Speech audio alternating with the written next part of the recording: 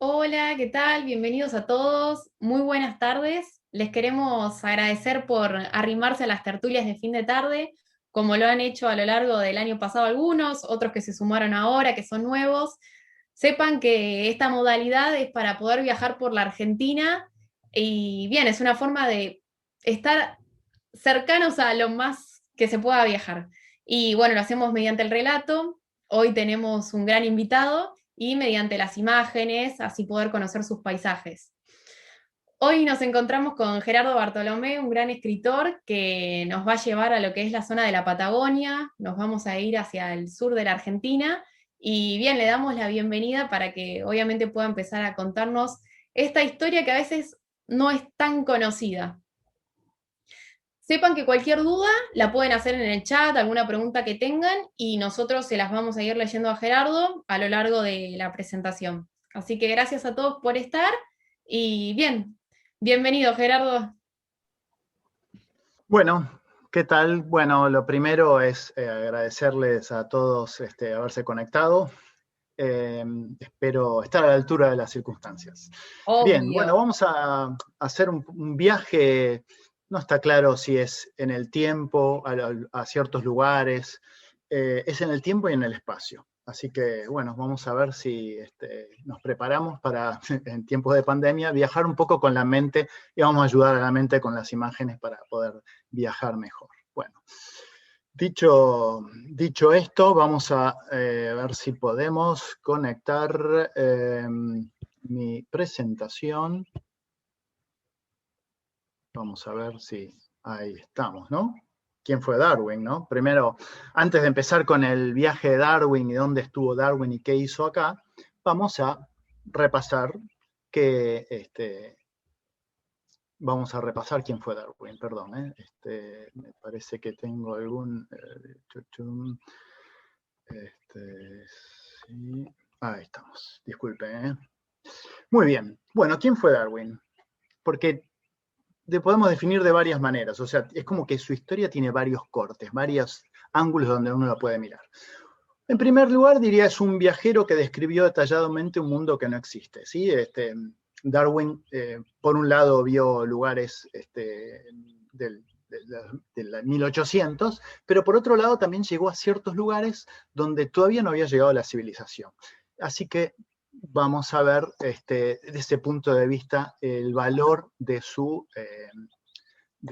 textos y sus observaciones. Además fue un naturalista que descubrió y describió decenas, incluso podríamos decir centenas de especies animales y vegetales. Y un naturalista que desentrañó el pasado geológico de muchos lugares. Parecería que eso no tiene importancia, pero después vamos a ver que el pasado geológico tuvo mucha importancia y lo ayudó a lo que viene después, digamos, la frutilla del postre, digamos, en lo que es cuando uno habla de Darwin, elaboró y fundamentó la teoría de la evolución, base de la biología moderna y podría agregar de la medicina también, ¿sí? Entonces tenemos un Darwin viajero, un Darwin que describe los lugares, pero también un Darwin científico, casi un investigador, porque la historia de lo que él va descubriendo es un poco parecido a Sherlock Holmes. Bien, pero vamos a ponernos un poco, ya sabemos quién es Darwin y vamos a mirar un poquito el contexto. Bien, el viaje del Beagle. Lo primero que tendría que decir es que antes de que viniera Darwin, el Beagle y otro barco, una expedición inglesa, ya había hecho relevamiento. O sea, el viaje de Darwin fue el segundo.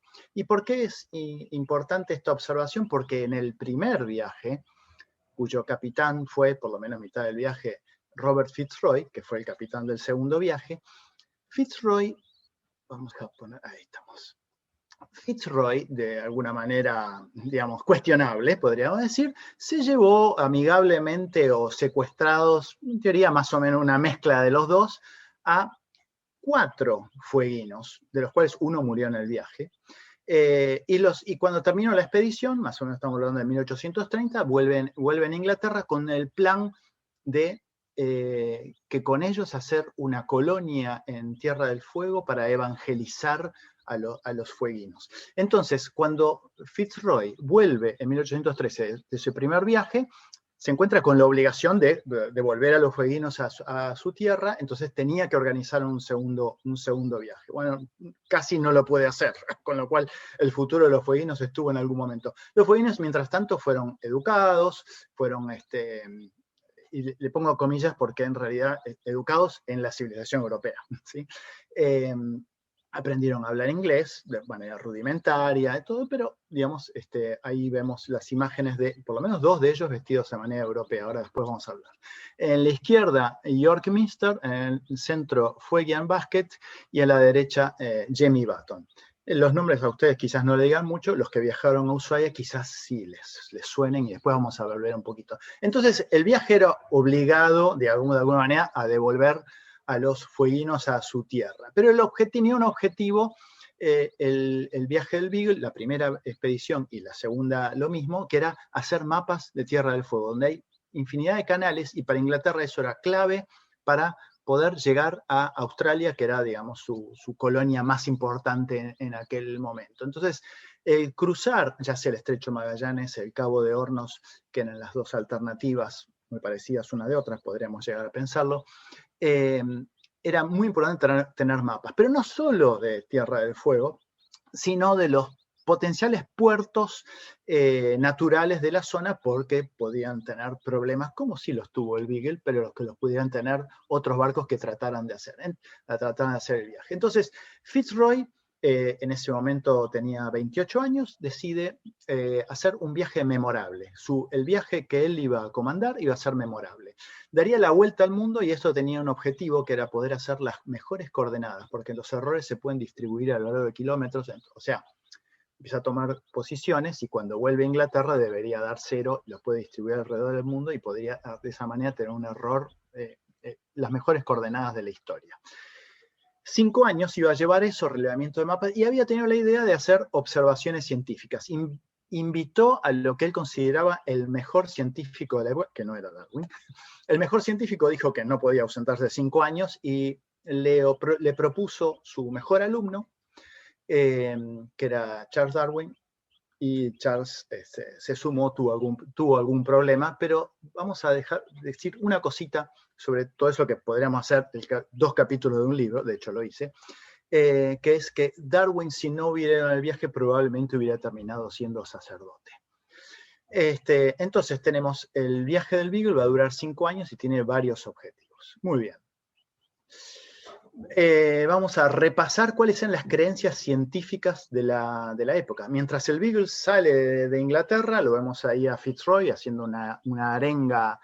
Nosotros, mientras tanto, vamos a iniciar nuestro viaje haciendo un repaso sobre las creencias sobre el origen del mundo, del hombre, de la mujer, del Homo sapiens, de las especies. ¿Cuál era? Creencias de la época. Que el mundo había sido creado por Dios, tal cual estaba descrito en la Biblia, 5.600 años antes de ese momento, 5.800 antes de ahora, y como mucho había sido modificado por el diluvio universal. O sea, lo que Dios había hecho había quedado fijo. Era una teoría que se llama creacionismo y fijismo. Adán y Eva habían sido creados a imagen y semejanza de Dios. Las especies animales eran las que había creado, no hubo extinciones ni aparecieron nuevas especies, o sea, todas tenían el mismo momento inicial, pero ya si bien estas eran las creencias fundamentales, había grupos de científicos, muy poquitos, Lamarck, uno, y el abuelo de Darwin también, que se llaman transformistas, que ya venían pensando que los animales de alguna manera se iban transformando, sin realmente fundamento, como una idea loca, pero que lo había. Pero que había ese transformismo. Bien, lamentablemente tenemos que hacer rápido 5 años y un poco más, lo tenemos que hacer en un ratito, así que vamos a saltear cosas que quizás le hubieran sacado el brillo. Si yo tuviera 5 días para hacer esta charla, sería otra cosa. Pero bueno, vamos a mirar, vamos a llevarlo a Darwin a nuestras zonas, digamos, por alguna manera, ¿sí?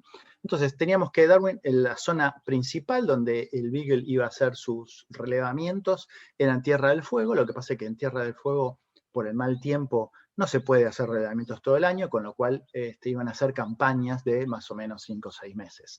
Entonces, mientras tanto, en una parte harían base en el Atlántico y en otra después en el Pacífico. Entonces, vemos que estos son los puntos en los cuales estuvo Darwin, toda la expedición del Beagle, digamos, y en general los lugares los visitaba él a bordo del barco, pero había otros lugares donde él hizo travesías terrestres, ¿sí? Y vamos a marcar algunas porque las vamos a ver, que es de Carmen de Patagones, tenemos por tierra hasta Buenos Aires, ¿sí? En un momento muy candente ya lo vamos a tocar. Después, banda oriental, Paraná, Entre Ríos, provincia de Buenos Aires también. Otra travesía terrestre la vamos a ver en el sur, en el río Santa Cruz. Y finalmente una que quizás no todo el mundo la conozca, una entre Valparaíso y la ciudad de Mendoza. Después todos otros lugares, especialmente puertos patagónicos del Pacífico y del Atlántico, visitados desde el Beagle. Y las Islas Malvinas también, no lo vamos a tocar porque si no nos vamos un poquito por las ramas. Pero bueno, vamos a hacer... a ver, Darwin llega a Buenos Aires, ¿sí? En esa época eran varios los viajeros ingleses que después publicaban libros, hay varios republicados que describen la vida en la ciudad de Buenos Aires. Darwin, de alguna manera, el que hacía observaciones, yo diría, más sagaces, más inteligentes. Bueno, Buenos Aires estuvo poco, pero me gusta hacer algunas cosas que quizás para nosotros sean obvias, pero no lo eran tanto para la gente de aquella época, ¿sí? Dice sobre Buenos Aires: las calles son rectas y se cortan formando grandes cuadrados que se llaman cuadras. Brillante lo de Darwin. Ustedes dirán, bueno, no tiene mucho valor, pero para un europeo eso era algo rarísimo, porque las calles en Europa siguen cualquier rumbo, son menos derecha, cualquier cosa. Para nuestro esparcimiento cabalgábamos admirando a las señoritas. Bueno, tengamos en cuenta que Darwin en ese momento tenía 24 años, así que básicamente lo que hacía era salir a mirar chicas. Como parte del asunto en Buenos Aires era eso, en la Patagonia no mucho de eso. Y el tercero es algo, es para reír o para llorar. Refiriéndose al gobierno, dice: los hombres están abiertos a la mayor de las corrupciones. Bien, bien. No vamos a hacer comentarios al respecto. Algunas imágenes que no son específicamente de los libros que publicó Darwin y la expedición del Beagle, pero que son de época sobre Buenos Aires. Muy bien. Se encontró con rosas, digamos, son cosas quizás no tan conocidas, porque vamos a tocar el punto de que hizo una travesía terrestre desde Carmen de Patagones hasta Buenos Aires, atravesando toda la Pampa, justo en un momento muy especial, que Rosas estaba haciendo la campaña del desierto en 1833, así que este era un territorio sumamente peligroso. Darwin se contrató 2 gauchos que lo acompañaran y lo fue a ver a Rosas, porque Rosas estaba en un campamento, acá, a ver, en el pueblo de Pedro Luro, queda entre Bahía Blanca y Carmen de Patagones, hay 200 kilómetros entre uno y otro, pero digamos, en Pedro Luro hay un lugar que se llama Fortín Mercedes, donde hay un fortín, una réplica de lo que sería un fortín. No es ese exactamente donde Darwin se encontró con Rosas, pero no es muy lejos y da bastante cómo habrá sido ese encuentro. La cosa es que Darwin se encuentra con Rosas para pedirle permiso para usar. Rosas tenía un sistema de postas, o sea, un día a caballo a Buenos Aires, 23 postas, y entonces, como él iba a hacer el mismo recorrido, ya vamos a ver por qué, quería dormir en cada una de esas postas. Y entonces hace algunas observaciones sobre el ejército de Rosas que estaba haciendo la campaña contra los indios pampeanos. Entonces dice: los soldados, dice, una banda de villanos y bandidos de aspecto más fiero que el de los indios que combatían. Así que, sobre Rosas, tiene un carácter extraordinario. Su influencia llevará al país a la prosperidad. ¿Sí bien? O sea, que el impacto que le causó Rosas fue sumamente positivo. Todo el mundo dice que Rosas tiene una personalidad magnética. Muchos años después escribió: bueno, me vi decepcionado por el gobierno de Rosas, él desde Inglaterra, así que mucho solo se guiaba por lo que salía en el diario. Bueno, algunas imágenes de época también sobre lo que era el ejército de Rosas. La foto esta que vemos acá se llama el Algarrobo de Gualichu, lo describe Darwin como un lugar donde los indios dejaban dejaban ofrendas, ¿sí? El algarrobo de Gualechu sobrevivió muchos años, hasta 1960, esa es una foto de más o menos una de las últimas del algarrobo de Gualechu, que queda cerca de Pedro Lugo, efectivamente. Bien, pero vamos entonces a los descubrimientos. Todavía no estamos en la Patagonia, porque él hizo descubrimientos muy importantes también en la provincia de Buenos Aires. En el sur de la provincia de Buenos Aires, Punta Alta, queda cerca de Bahía Blanca. En noviembre de 1832 encuentra, porque él coleccionaba animales, básicamente, que los mandaba todos a Inglaterra, pero empezó a encontrar fósiles. En esa época, los fósiles no se sabía qué eran, ¿sí? Básicamente eran... algunos decían que eran piedras de formas extrañas, y pensemos que Darwin venía, si bien hipotéticamente iba a ser sacerdote, tenía una educación, había intentado ser médico y venía en una educación más naturalista. Él no aceptaba respuestas que no anduvieran con sus observaciones. Así que el hallazgo de estos fósiles, que no son tan antiguos, en esa época no se sabía, pero digamos, tienen del orden de 10.000 o 20.000 años, lo pone a él directamente en que descarta la Biblia como una respuesta al origen de las especies. No tenía la respuesta, pero hace la siguiente observación, que los animales que encontró, los fósiles de los animales que encontró eran gigantes, pero estaban vinculados con los animales que en ese momento estaban en la Pampa. A ver un poquito. La Pampa es un cementerio de animales extintos, o sea, él excavaba y encontraba. En el caso de Punta Alta es una barranca, entonces ahí sobresalen huesos y fósiles. ¿Por qué las especies extintas son tan parecidas a las existentes? Entonces, lo que él observa es que había una relación entre por ejemplo, en los armadillos, las mulitas, pero él había encontrado un gliptodón. Entonces, antiguamente este continente debe haber estado poblado por grandes monstruos. Ahora solo encontramos pigmeos comparados con las razas que los antecedieron. Pero, si bien más chicos, pero vinculados. Y él tira una idea, que hoy sabemos que, suponemos que es bastante cierto también, fue quizás el Homo sapiens, digamos, porque si no queda medio raro.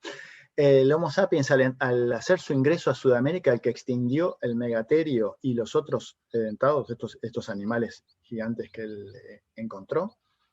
Bueno, eso es una teoría que hoy todavía tiene más fuerza. Bien, bueno, entonces él ya había encontrado fósiles, sabía que los animales, antes habían existido animales que están de alguna manera vinculados con los actuales, y vamos ahora a irnos a la Patagonia. En primer lugar, no el orden, como el barco fue y volvió tantas veces, vamos a hacer un orden de norte a sur, básicamente, y no tan cronológico. Pero vamos a ir a Puerto Deseado. Esas imágenes son efectivamente de la primera edición de Viaje de un Naturalista. En realidad, la primera edición se editaron 4 tomos, donde uno era el de Darwin, después lo vamos a hablar un poquito más en detalle, y los otros 3 volúmenes, o los otros 2, porque uno era simplemente un apéndice de 500 páginas. Los otros 2 eran libros de Fitzroy sobre el viaje, el detalle de las 2 expediciones del Beagle. Pero entonces tiene imágenes, Fitzroy, además de llevar un científico o un naturalista, llevaba también un artista. No había fotos en esa época, si bien muchos de los tripulantes dibujaban bastante bien, había llevado un dibujante o un pintor, y hacían imágenes. Estas son grabados, algunos se convirtieron en óleos también, que están en algunos lugares de Europa o de Australia.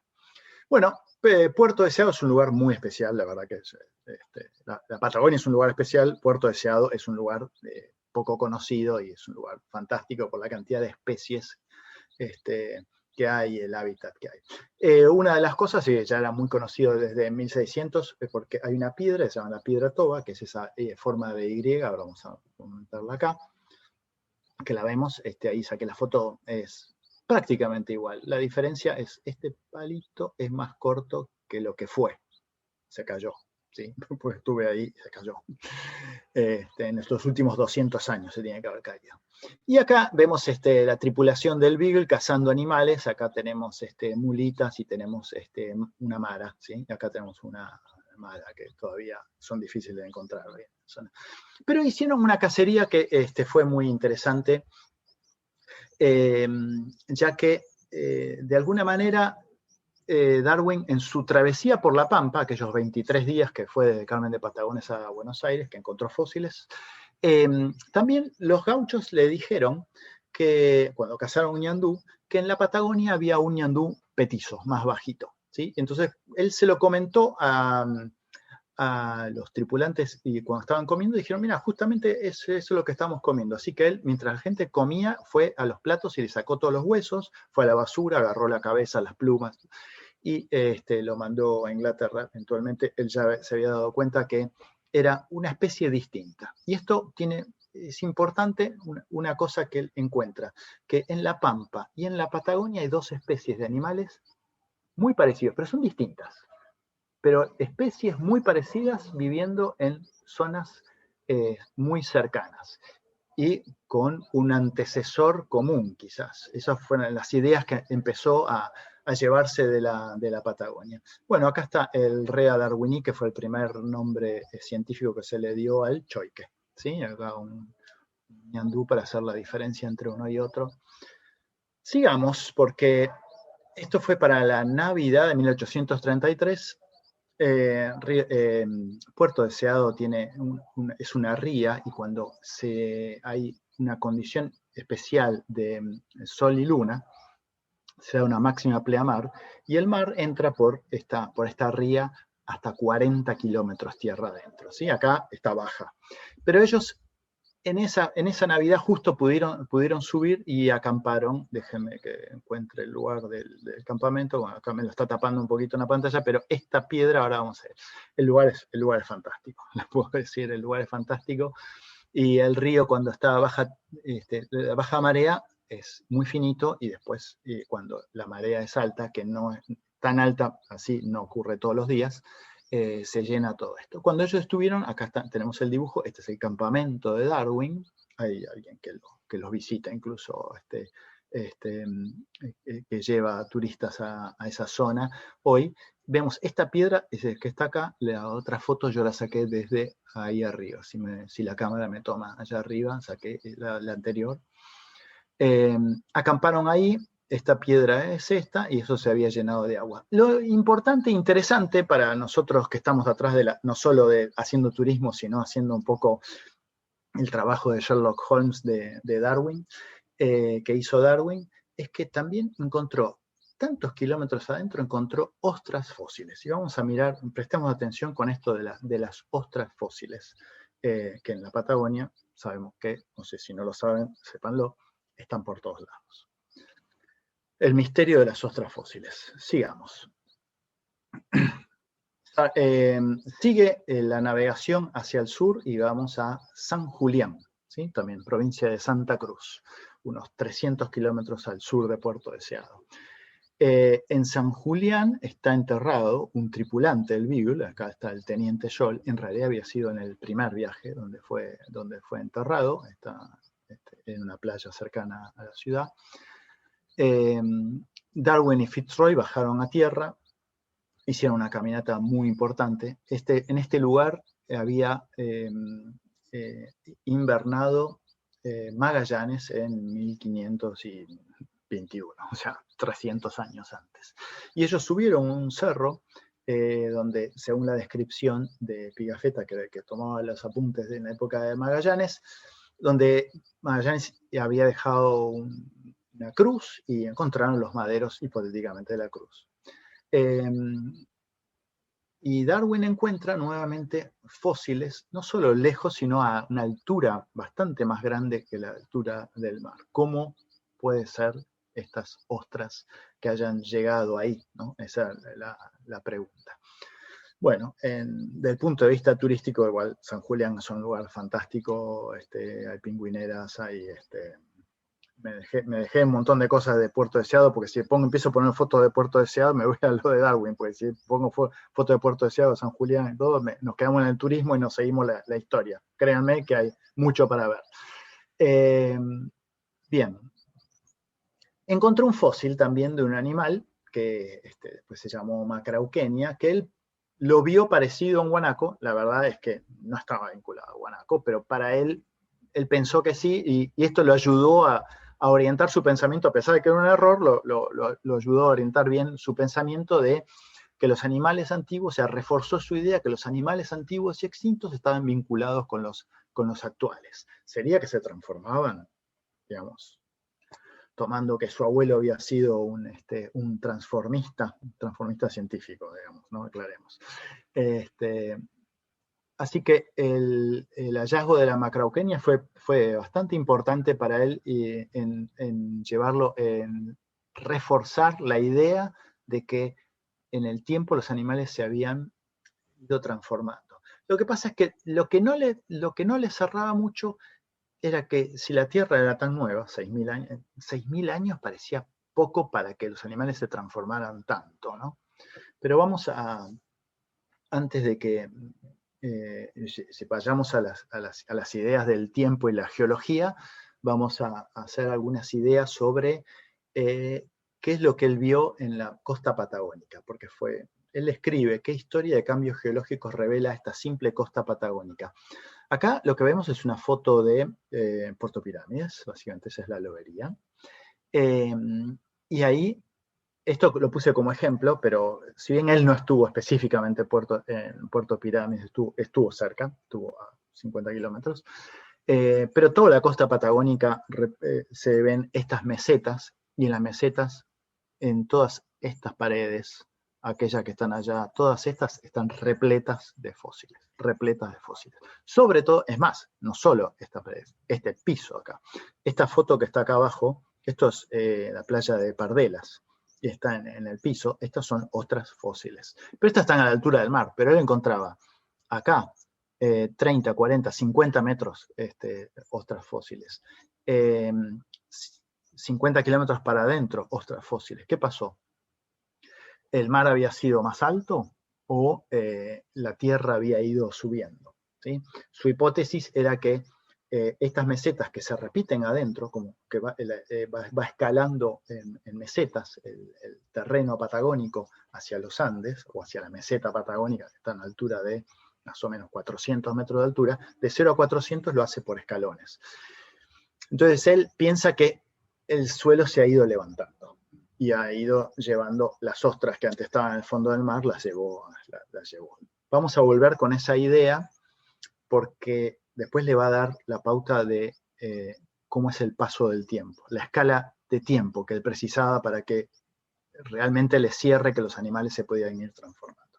Bueno, acá siempre me gusta buscar imágenes y fotos parecidas de los lugares. Esta es de Monteleón. ¿Sí? Esta, quién sabe dónde, esta es una publicación del viaje naturalista de Darwin posterior, pero sin aclarar dónde, pero digamos, es parecido a Monteleón. Monteleón es a donde vamos a ir ahora, es cerca de la boca del río Santa Cruz, que es donde Darwin hizo con Fitzroy y con 20 marineros hicieron una expedición muy interesante. En San Julián, que era donde había estado Magallanes, el Beagle golpeó unas piedras abajo y tuvieron una rotura acá en algunas maderas por abajo. Entonces, mientras lo reparaban, Fitzroy lo hicieron en la ría del río Santa Cruz, que es un lugar fantástico. El río Santa Cruz es fantástico. No vamos a hablar de las represas porque me pongo a llorar. Pero el río Santa Cruz es un lugar fantástico, tiene un color espectacular. Ahí hay unas mareas del orden de los 9 metros. Usaron eso para poner el Beagle bien arriba y dejarlo a seco y poder. Y mientras tanto, Fitzroy planeó una expedición tierra adentro, porque el río tenía un color que le daba la pauta de que venía de algún glaciar. ¿Sí? Ese color lechoso, ellos ya sabían que tenía que ver con limo o harina de roca de glaciares. Así que suponían que el río nacía en las montañas, y entonces fueron primero en botes a vela, después remando y después tirando del hombro en una soga, y planearon hacer el viaje en 3 semanas. ¿Sí? Yo rehice ese viaje, lo hice un poquito más corto, no 3 semanas, lo hice en 6 días, pero lo hice al revés, lo hice bajando, pero buscando los mismos lugares. Este lugar donde están acá reparando el Beagle, es exactamente, se llama Punta Quilla, estaban reparando la quilla, y en un ataque de creatividad, Fitzroy llamó el lugar Punta Quilla, y esta es ese mismo, y acá también Darwin encontró fósiles a 30 metros de altura. Ahí estoy yo, casi un fósil. Bien, avanzaron, tenía previsto una cierta cantidad de días, avanzaron muy lentamente por el río, hicieron un mapa muy preciso, yo fui con el GPS buscando los mismos lugares, todos los lugares estos que tienen acá nombre, yo estuve en los lugares, saqué las fotos de los lugares. Fantástico encontrar los lugares donde acampaban, las descripciones, porque esta zona se mantiene como era hace 200, 300 y muchos más años. Se termina el tiempo que había planeado Fitzroy y todavía faltaba mucho para llegar a las montañas. Él en su mapa lo llama la planicie del misterio. Ese lugar dice, ¿qué habrá adelante? ¿No? Acá estoy yo haciendo hice 3 de estas, así que esta es la primera. También tuvimos que tirar del bote y uno va encontrando, bueno, un montón de cosas fantásticas, pero sobre todo la Patagonia desértica. Desierta no solo porque no hay plantas, sino que no hay gente. El valle del río Santa Cruz se mantiene como hace 300 años. Acá una foto espectacular. Una observación que hace Darwin con Fitzroy cuando sube a un lugar y ven esto, el río había acabado, o sea, la meseta patagónica ahí está más o menos a 200 metros de altura, pero el río corre bastante más abajo. El río fue excavando eso. ¿Y cómo lo hizo?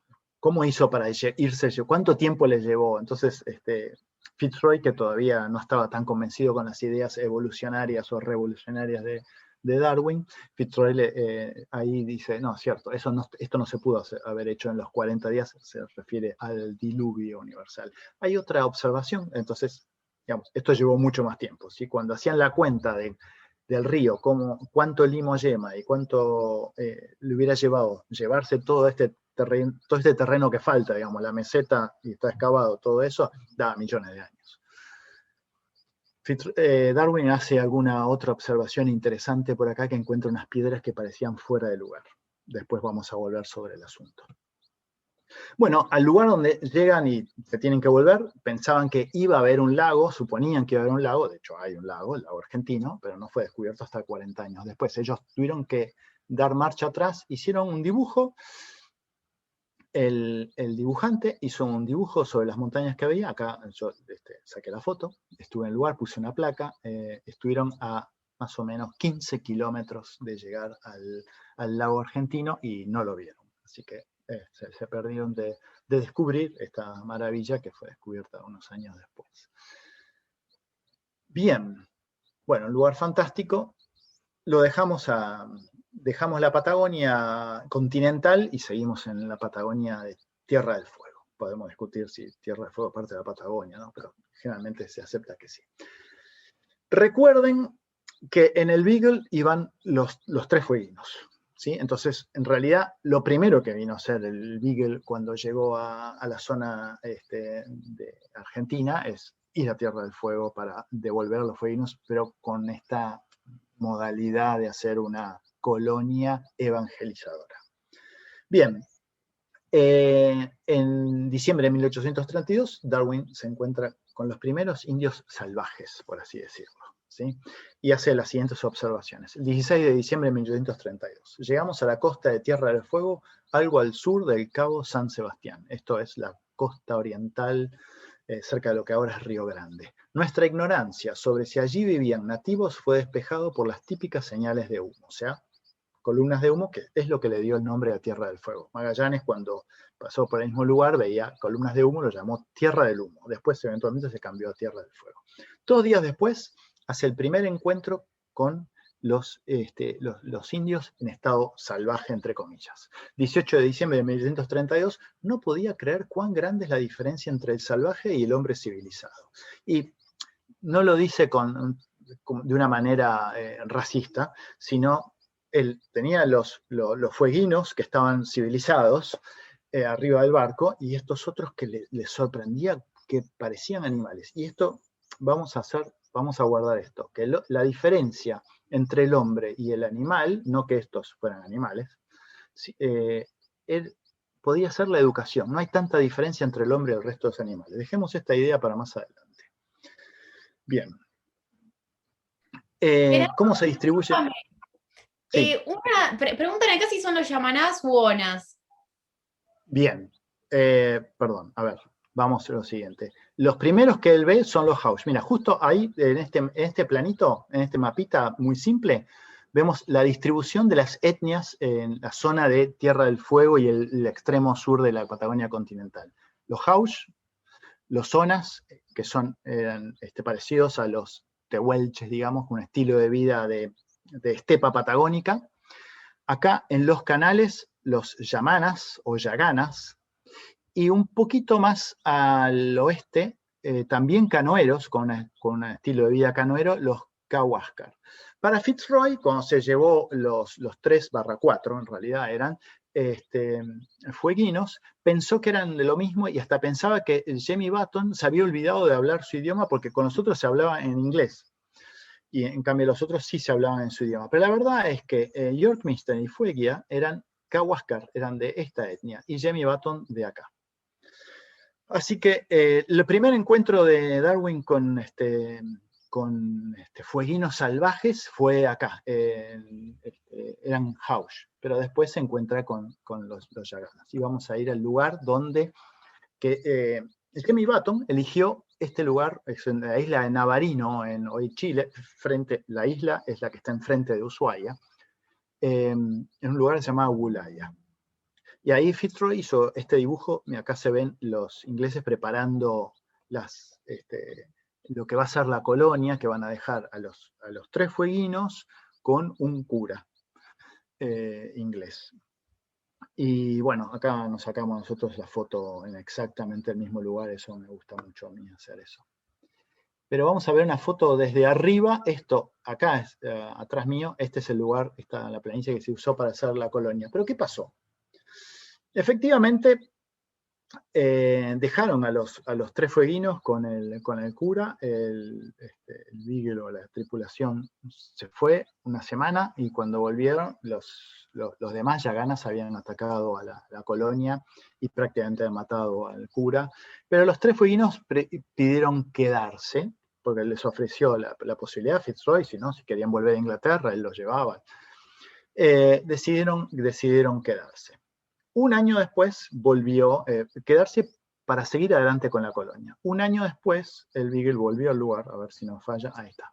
Yorkminster y Fueguia no estaban más. Se habían ido, claro, eran Kawascar, se habían ido a su tierra. Y Jamie Button se había vuelto a juntar con su tribu yagana en la zona. Y Jamie Button apareció y se subió al Beagle, comieron y les explicó lo que había pasado. Y tal. Jamie Button después fue visto sucesivamente por varios barcos a lo largo de los años. ¿Sí? En este lugar, la colonia esa evangelizadora falló, pero hay una cosa, porque después curas de Malvinas siguieron intentando evangelizar a los yaganas y siguieron intentando fundar colonias, y una de esas colonias, en vez de hacerlo acá en Wulaya, se hizo en la bahía de Ushuaia y después se convirtió en una ciudad. ¿Sí? Ese ya fue, estamos hablando de Thomas Bridges, ya 50 años después, pero es parte del mismo proceso inglés que le quedó de tratar de evangelizar a las... Bien. Vamos avanzando, a ver si no me estoy olvidando de algo. Perdón, voy a ir para atrás porque me temo que hay algo que me dije y que es muy importante. Jamie Button hablaba mucho con Darwin, y una de las cosas que le dijo es que en los años malos, inviernos muy, muy crudos, los onas cruzaban las montañas, las que están atrás de Ushuaia, y había guerras, y que era porque había poco para comer. Entonces venían al borde del canal de Beagle, donde se podían encontrar o ballenas o animales en el borde del mar. Y entonces le queda la idea a Darwin de que la causa de las guerras entre las tribus eran los medios de subsistencia. Y a él después le da una vuelta más. ¿No será que todas las especies animales tienen sus guerras que nosotros no podemos ver por los medios de subsistencia? Bien, esto es importante porque después puede ser uno de los motores de la evolución. Bien, falta igual la clave del tiempo. El 29 de enero de 1833 dice Darwin: es difícil imaginar algo más hermoso que el azul de los glaciares o de estos glaciares, especialmente cuando contrastado con la blanca nieve.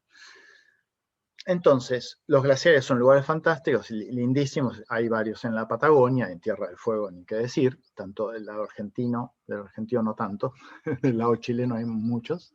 El Beagle visitó muchos de ellos. Pero más que mirar la belleza, él hizo otra observación que es brillante.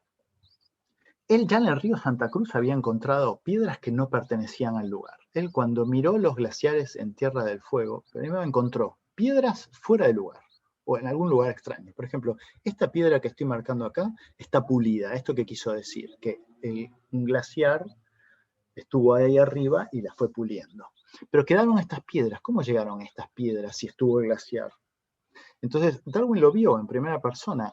Vio glaciares que tenían piedras arriba, porque los glaciares vienen de las montañas y hay derrumbes en las montañas y los trae como si fuera una cinta transportadora. Y entonces él recordó en su pueblo, Shrewsbury, en la frontera entre Inglaterra y Gales, hay una piedra, que se llama Bell Rock, que viene de Gales, pero nadie sabe cómo llegó ahí. Una piedra que pesa, no sé, 3-4 toneladas.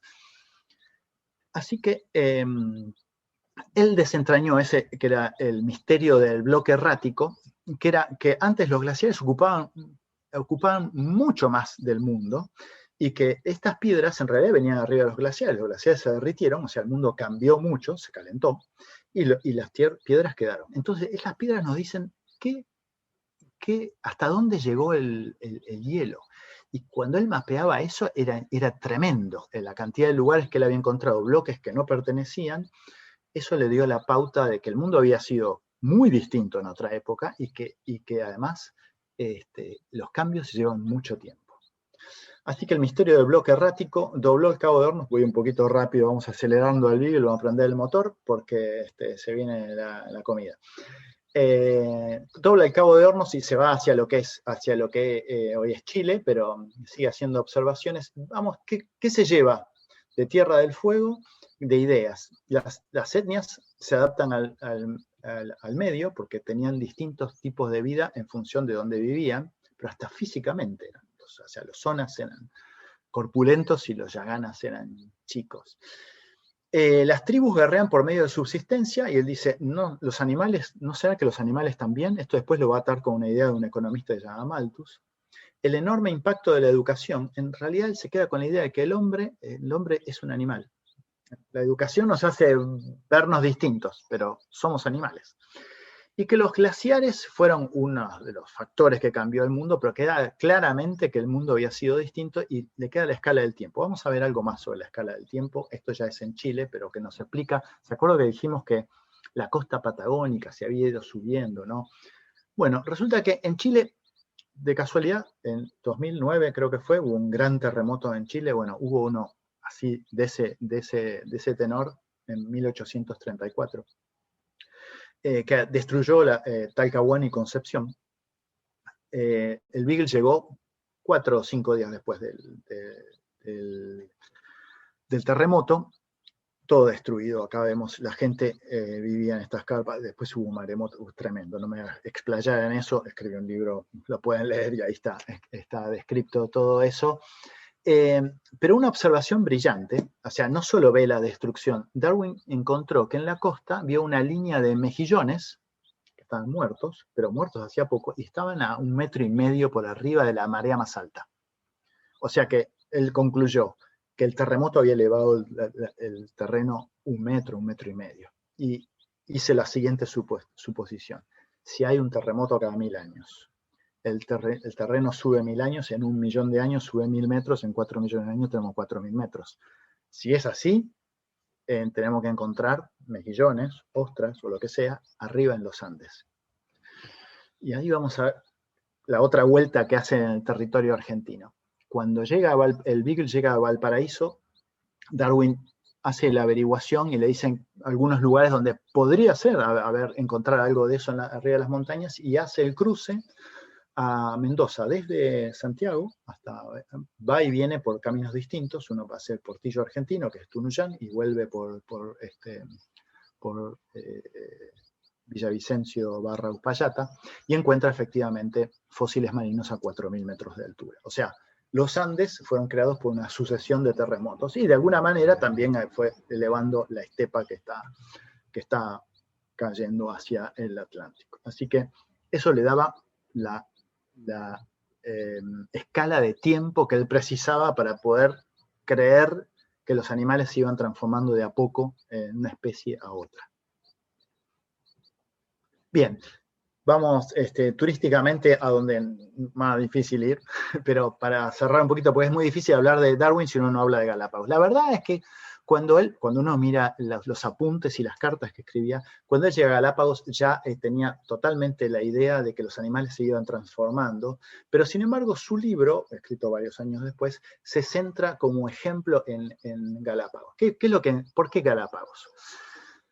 Él había encontrado animales en la Patagonia o en la Pampa que eran parecidos y viviendo en territorios similares, pero eran, digamos, de 2 o 3.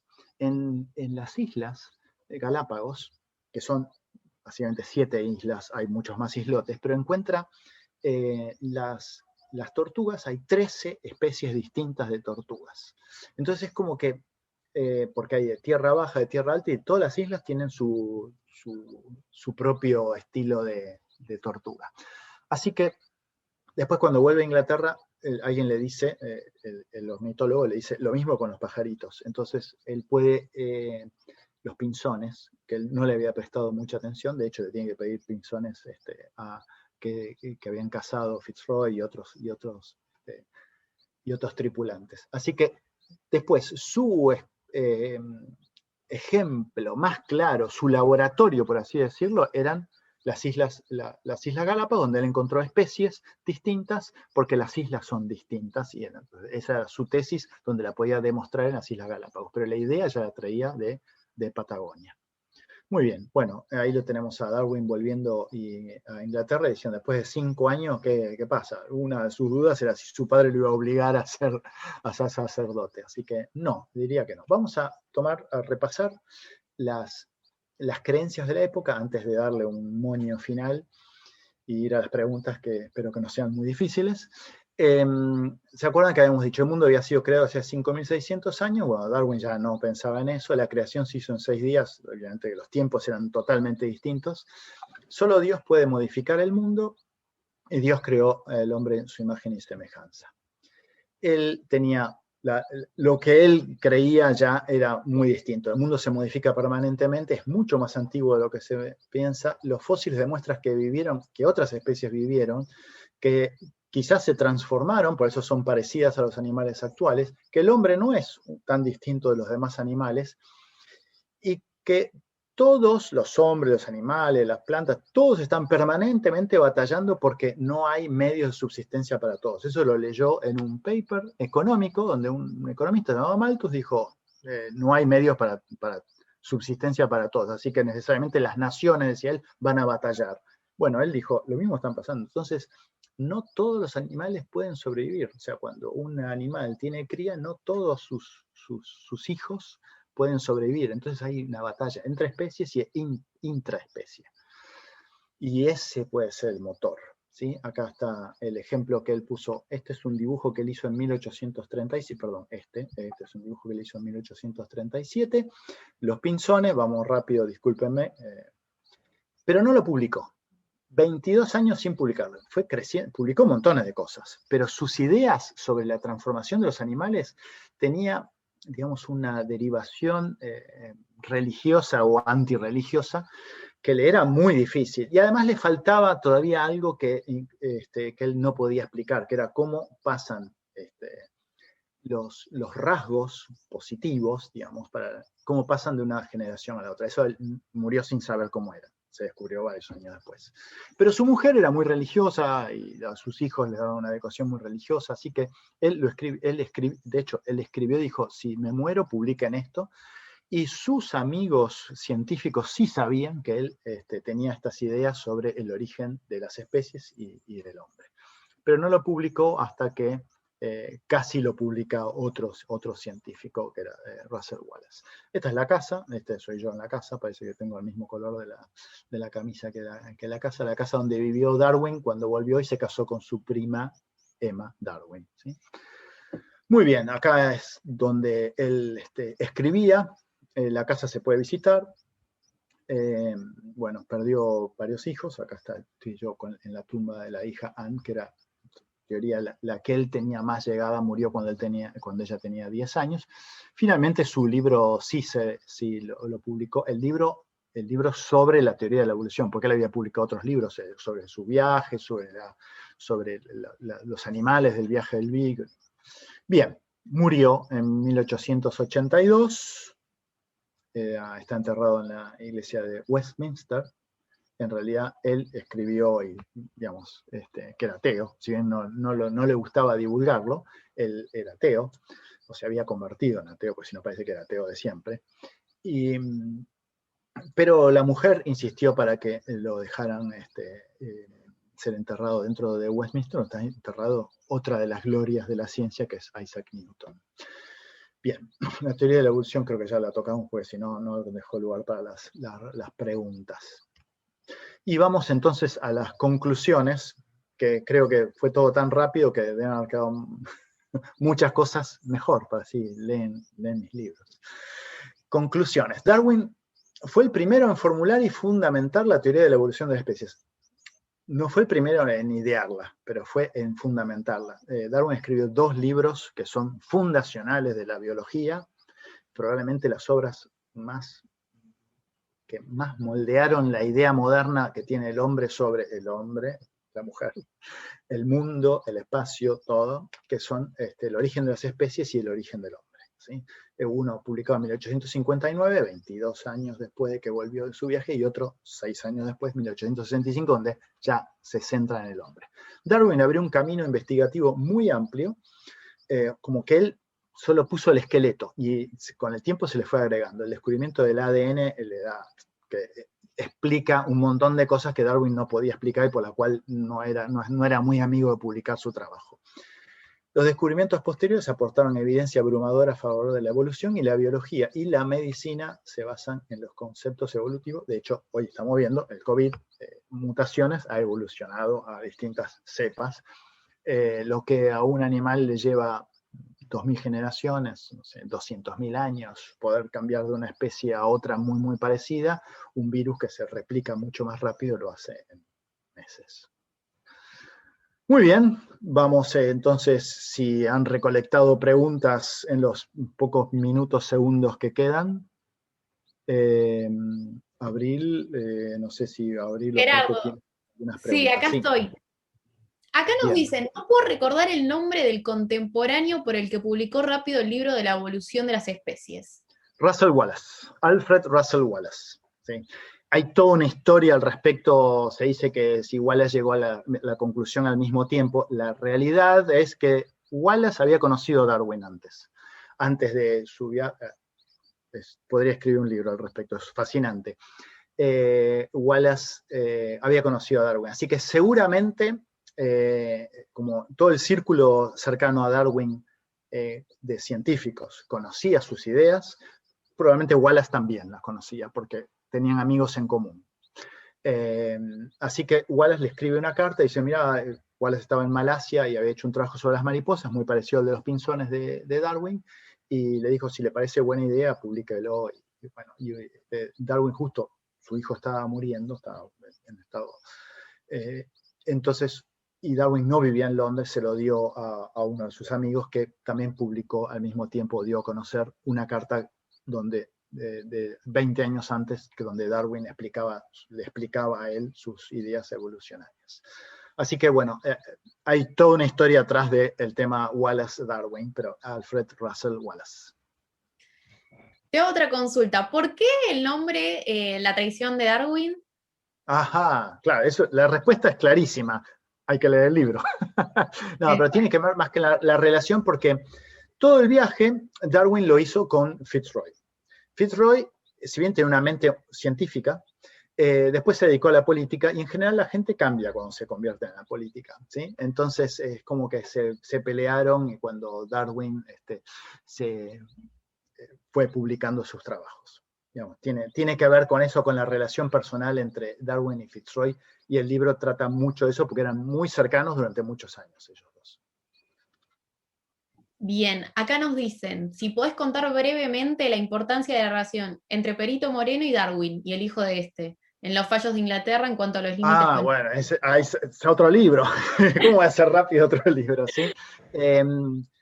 La relación, si bien yo en mis libros son novelas históricas, entonces hay cosas que las novelo, no podría asegurar que Darwin que Moreno conoció a Darwin. Si bien yo en los libros lo pongo como que sí, porque lo que sí es seguro es que Moreno sí ya conocía al hijo de Darwin cuando viajó a Inglaterra en 1904.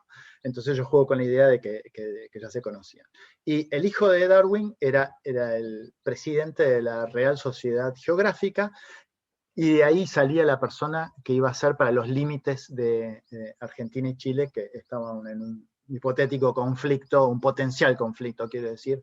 Así que el hijo de Darwin y Moreno tuvieron mucho que ver en cómo se definió la frontera entre Argentina y Chile.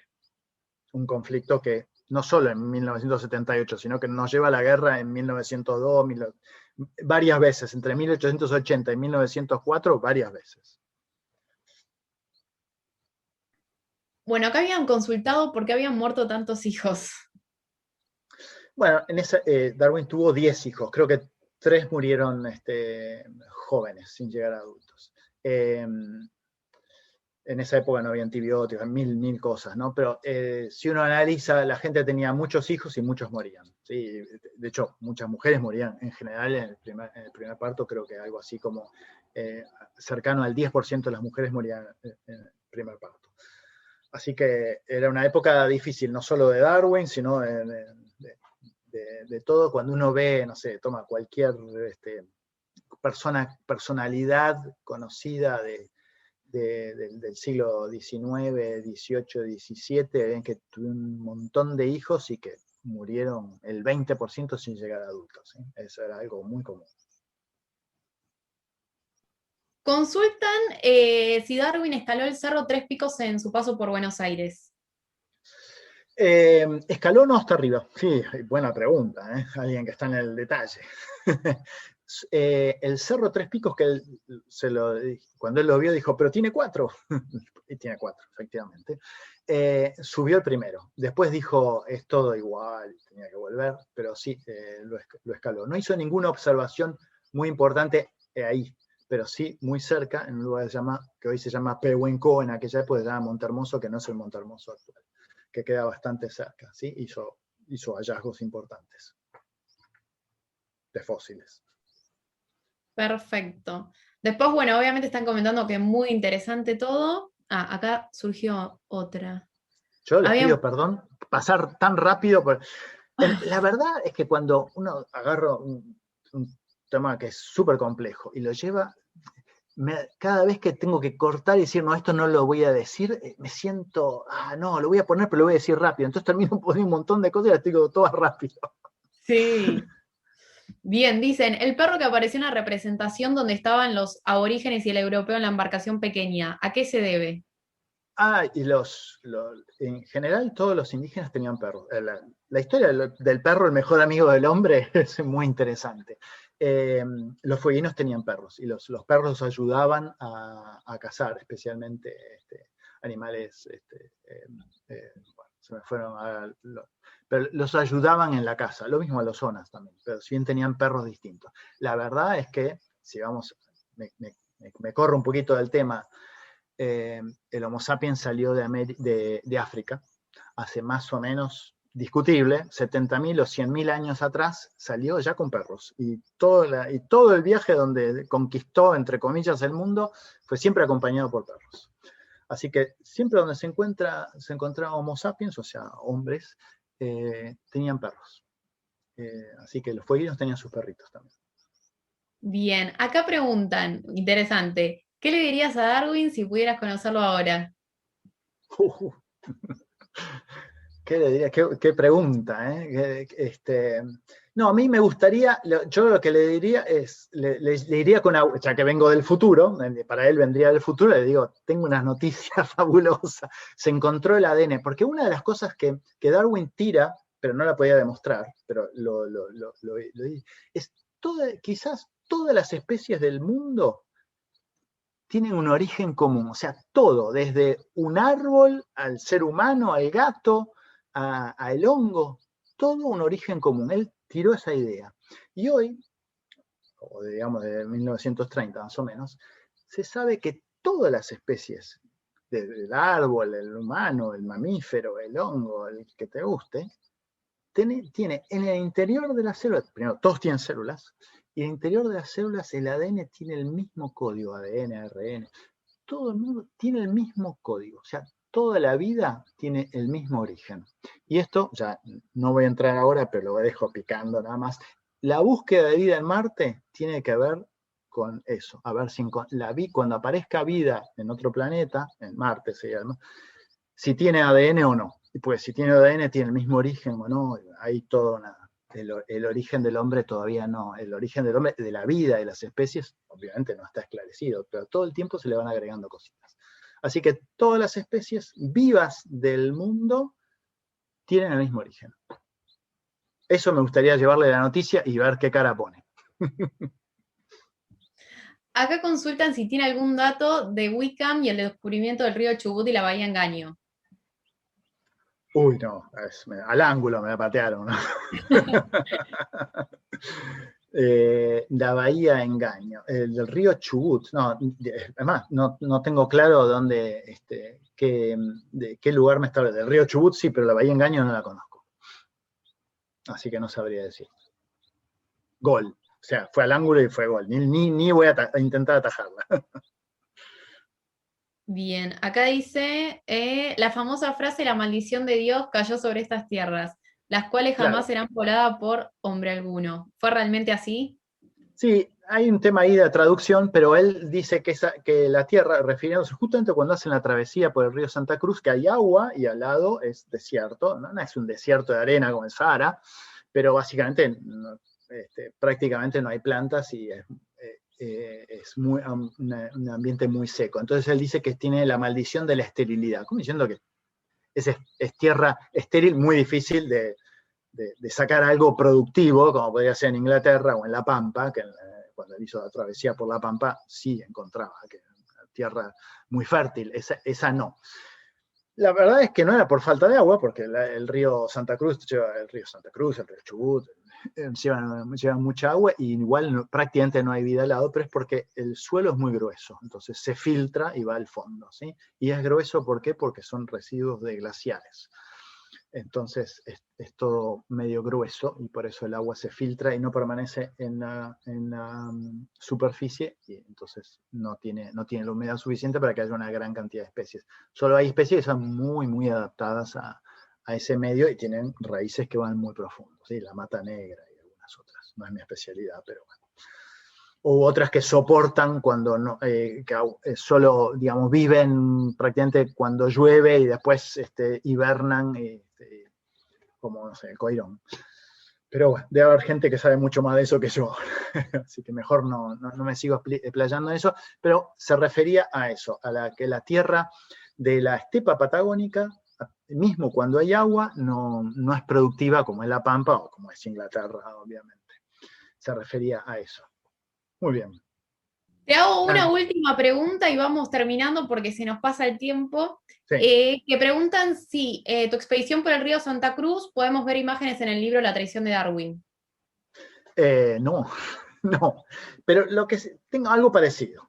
Vamos, porque tengo 2 documentales que tienen que ver con las cosas que conté hoy. Eso tendrían que entrar a mi canal de YouTube. Hay 2 documentales. Uno es Darwin en Tierra del Fuego, donde hablo más sobre la parte de los fueguinos, ¿sí? Y hay otro que se llama Último viaje a la Patagonia Austral, donde rehago el viaje de Darwin y de Moreno. En realidad, ahí más apuntando a Moreno que el del libro de la Patagonia Austral.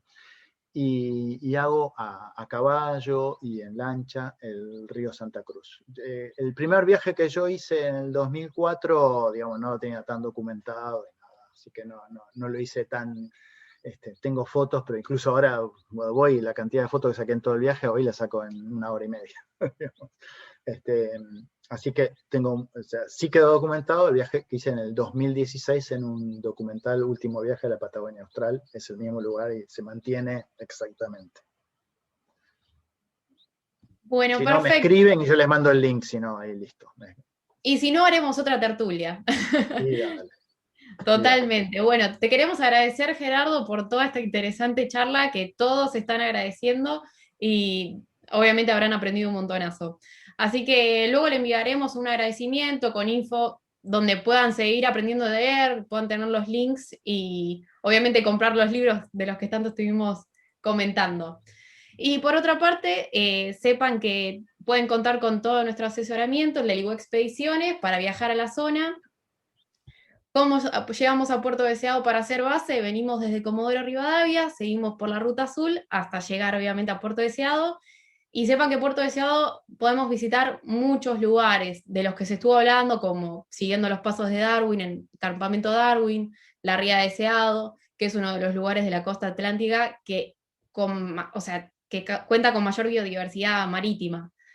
El Museo Brozowski, donde podemos encontrar restos de la corbeta Swift, que hace 200 años, bueno, es un naufragio, el Tower Rock, el Museo Ferroviario, ir a la Reserva Natural, donde podemos ver cormoranes grises, que es una especie endémica, y bueno, y también la Isla Pingüino. Es muy interesante esta zona, tanto que estuvimos hablando, histórico, natural, y bien, les queremos agradecer a todos por participar, por estar del otro lado, y bien, esperemos pronto podemos hacer otra tertulia con Gerardo, que nos quedaron un montón de preguntas.